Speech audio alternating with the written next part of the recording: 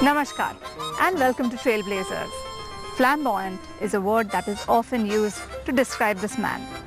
14 September 1923, in a small town of Shikarpur, which is right now in Pakistan, a baby boy was born into the family of Jethmalani.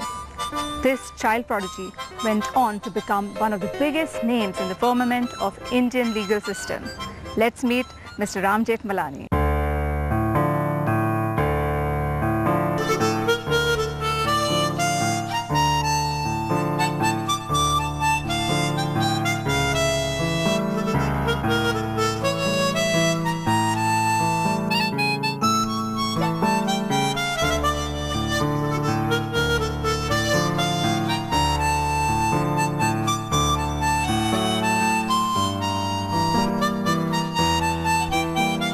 Sum up a lifetime in one paragraph. I mean, at various stages in your life, you have different inclinations, you have different frustrations, you have different standards of success. And it is impossible at my age of 89 now to talk about things, for example, which happened at the age of 18. They're troubled now. The tragedy of life is that wisdom comes when you are old. But that is the time when nature has snatched your youth from you. I wish it was the other way around. That youth had got wisdom and the old have got strength. Little Ram loved his mother the most. The bond between the son and the mother was unbelievably strong. If Ram needed any advice, he sought his mother's help. He also looked up to his grandfather and wanted to be as successful as he was when he grew up.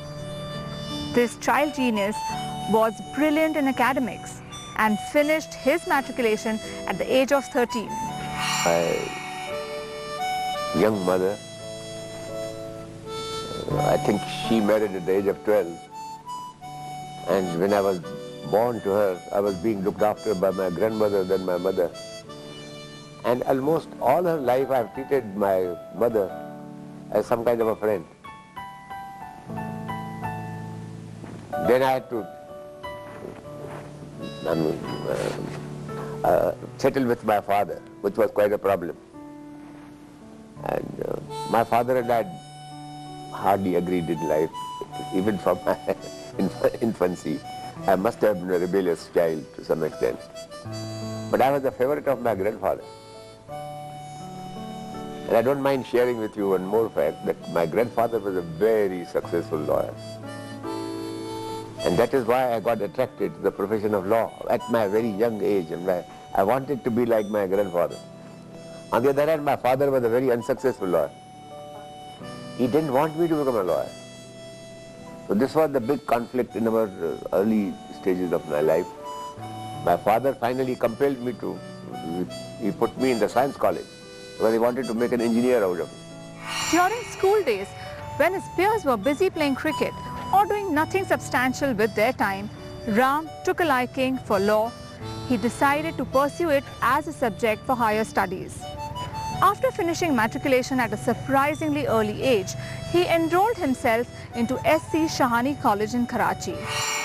So I completed my school education in the school which used to be called the St. Model High School at that time. Then it is from Sakhar that I went back to the first year science college in Chicago. I did well, I did my intermediate science from there.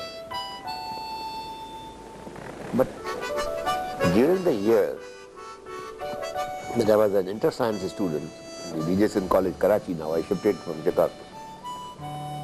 There used to be a place called the Lovers Bridge. There frustrated lovers used to commit suicide.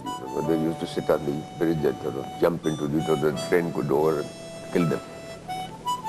I used to sit and roll mentally against my father that why have you put me in this science college? I still want to become a lawyer. Now it is at that time, suddenly, as if God answered my prayers, God didn't want me to commit suicide. The Bombay University, since they had no university of its own, we were all parts of the Bombay University. Bombay University announced a new law course after intermediate, whether in arts or in science or commerce, whatever. You can have a 2-year course and get your LLB degree. And then I defied my father and went and joined the law college. I had at least the support of my grandfather, who is still alive. And believe you me, I almost came into my own. The first terminal examination that took place, I used to go and watch the cricket match in the morning and in the answer papers in the afternoon. And when the result was announced, I was indifferent after all, who bothers about the terminal examination. The principal came and announced that Jethmalani has got the first in that examination. And I said, my God, I was right. My father was so wrong.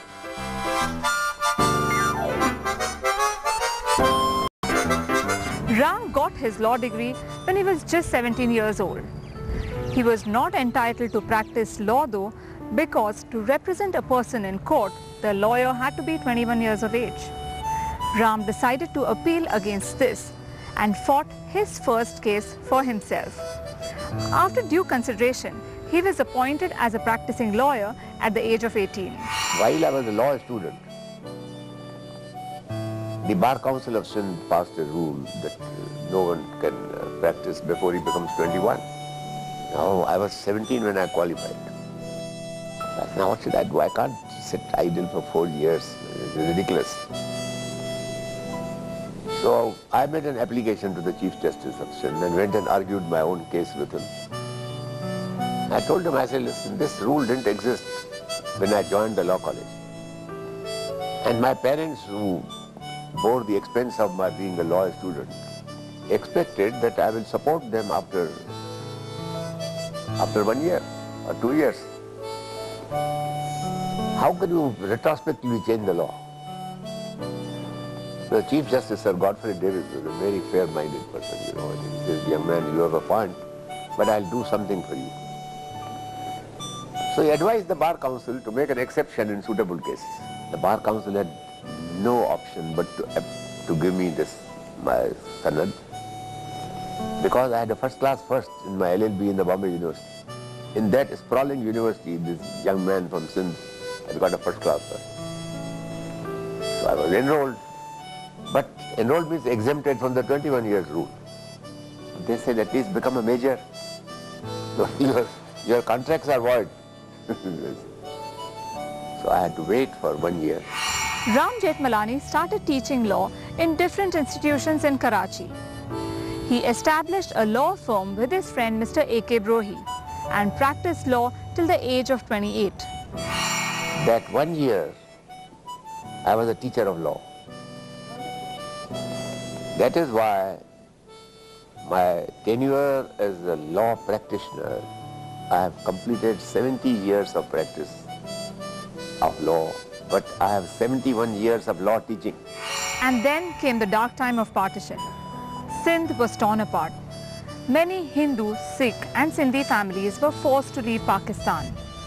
Ram Jethmalani's family also had to leave their homeland amongst others and had to seek refuge in the city of Mumbai. I had sent away my family, my grandparents, my parents, my wife. I had 2 children at that time. I had sent them away to Bombay. But I continued to stay in Karachi all alone, in the hope that this is going to be a temporary madness and things will settle down and we'll be able to resume normal life in Pakistan. It was the month of February, 48. I was arguing a case in the magistrate's court. And I used to, in those days, cars were a very unusual affair. I didn't have a car and I was a young man, too poor to own a car. There used to be those big Victoria Tangas, you know, horse-driven vehicles, but very comfortable. And I had a Pathan driver, whose Victoria I used to sort of use all the time. And he just walked into the magistrate's court when I was arguing a case. He said, he pulled me and he said, sir, the whole city is on fire and you are still arguing cases here. And he knew the place where I was living in Karachi. He says, in that place there's an attack. So I said, what do you want me to do? He said, I want you to leave the court and come. So I apologized to the magistrate and said that, sir, something is very wrong. It's a Muslim magistrate, but he said, Mr. Jethmalani, go, I wish you the best of luck. And my office used to be opposite the court. I went there and I borrowed a Jinnah cap from my clerk and got into that Victoria. And I found that on both sides of the roads, there were trucks parked, vehicles parked. Some of those vehicles which carry only freight, not meant for passengers. They were trying to rob every single Hindu establishment. We were saved by our neighbors who told them that there is no Hindu living in this house. Another piece of good luck. And then, of course, my partner, Mr. Brohi, very politely and, of course, very affectionately. I mean, he was so sorry to leave me because we were like brothers, He says, Ram, I can't take the responsibility of ensuring your safety. I said, Brohi, I'll leave. So I came to Bombay, joined my other family members whom I had already sent away.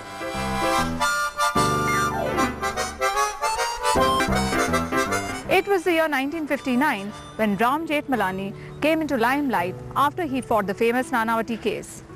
As a criminal lawyer, he fought for many of his clients who were on the wrong side of law and became popular as devil's advocate.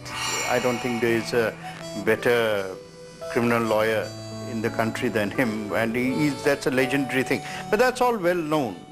The interesting thing about the 80s is not merely his ability to command the center stage on public issues, but his extraordinary courage in order and his ability, his will to take up the most unpopular positions in legal cases. I mean, he simply does believe, and believe absolutely strongly, that everyone has the right to be heard in a court of law, that no one can be convicted before the judge passes the judgment. Later reputation is more as a criminal lawyer than as a civil lawyer. But here I scored something on the civil side, and people don't know that, criminal cases attract so much of public attention. They become cause célèbre. And I have done more civil work and constitutional work and non-criminal work than criminal work. Shikarpuri banker came and asked me to file a suit for a dishonored hundi. It's a very simple suit. You don't require witnesses, that the document is there, it is signed, and under the Civil Procedure Code it's supposed to be a summary suit, as they call it.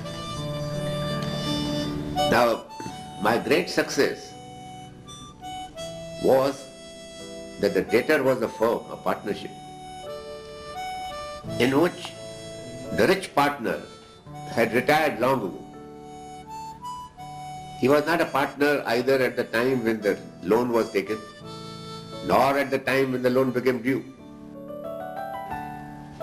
But the Indian Partnership Act says that when a partner retires from a firm, he must first give public notice of his retirement. And that public notice has to satisfy two requirements. It must be published in a local paper which is circulating there, and in the official gazette. Now I find that this fellow who had retired had not complied with this. So in law he remained liable despite his retirement. And I got a decree against the retired partner. And you believe that all these big solicitors and counsel in Bombay had not read their Partnership Act. And this young lawyer from Karachi has come and got a decree against her. I mean, I became the darling of the entire bankers' trade. In one case, the accused had used one car for running away from the scene of offence after committing the dacoit. And when I won that case, the car was released and I got the car as my fees. So I became a car-owning lawyer. Now in the Nanavati case, I was neither a prosecutor nor was I appearing for the accused. I had only been briefed by the sister of the deceased who had been killed by Nanavati. Everybody knew that it was Ram Jethmalani who was conducting the case. But through him, and for example, I would write out the cross-examination. Dr. Baliga came and gave evidence in those days. Baliga was a great surgeon and doctor, and he was a great friend of Nanavati. He came and gave sort of technical evidence. I cross-examined, and he almost collapsed. But I made my reputation. I made my reputation then in the High Court. Chandrachud became my friend in that case. And we remained lifelong friends even after he became the Chief Justice of India. We were great friends. Controversies followed him everywhere, but this did not deter him from taking controversial cases. This is because he believed that everybody had a chance to defend themselves in the Indian judicial system. This passion was rewarded by his long tenure as a chairman of Indian Bar Council and later a law minister. So I have done work, I have sat through the nights and worked on my cases as well as a student on my books. No person in a democracy, no educated person in particular, can turn his back to politics. Ram Jethmalani has been a very well-known politician. He started as an independent candidate in 1971 and fought till he won a seat in Lok Sabha in 1977. Mr. Ram always had brilliant ideas for the overall development of the country. See, the great quality for the man is that he is in his 80s and yet he's a child. Right? There is a kind of innocence, a kind of desire to know, to desire to discover, always ready to learn, ready for a fight, right? Something that we used to do as adolescents. As kids, and that makes him a very alive person. Ram Jethmalani जी एक देश के प्रतिष्ठित अधिवक्ता तो है ही, लेकिन अधिवक्ता से ज़्यादा वो एक देश के जज्बाती नागरिक हैं, जिनके दिल में राष्ट्र प्रेम कूट-कूट के भरा हुआ है। वो एक ऐसे बगावती व्यक्ति हैं जो पूरे इस पाप के खिलाफ देश को इंसाफ दिलाने के लिए हर समय लड़ते रहे और वो दोस्ती भी निभाते हैं। वो एक अच्छे दोस्त भी हैं। दोस्ती का कोई हिसाब किताब नहीं रखते। Mr. Ram Jethmalani believes in helping those underprivileged people seeking justice without charging them any money.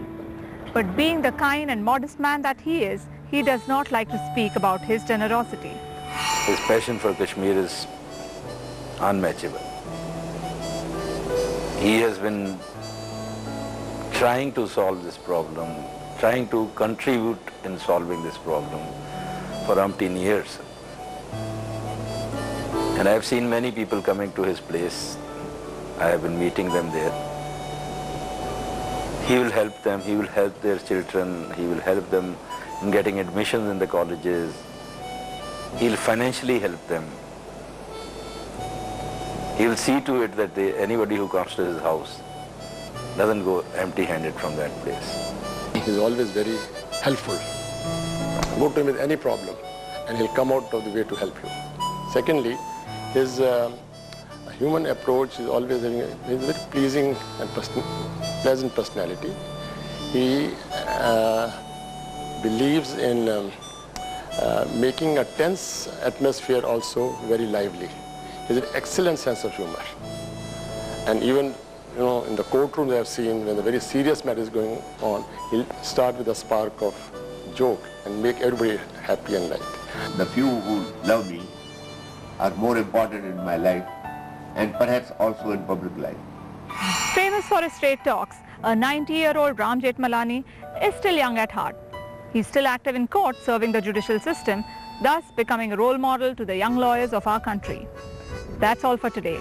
Let's meet next week with a fresh, inspirational story of another trailblazer.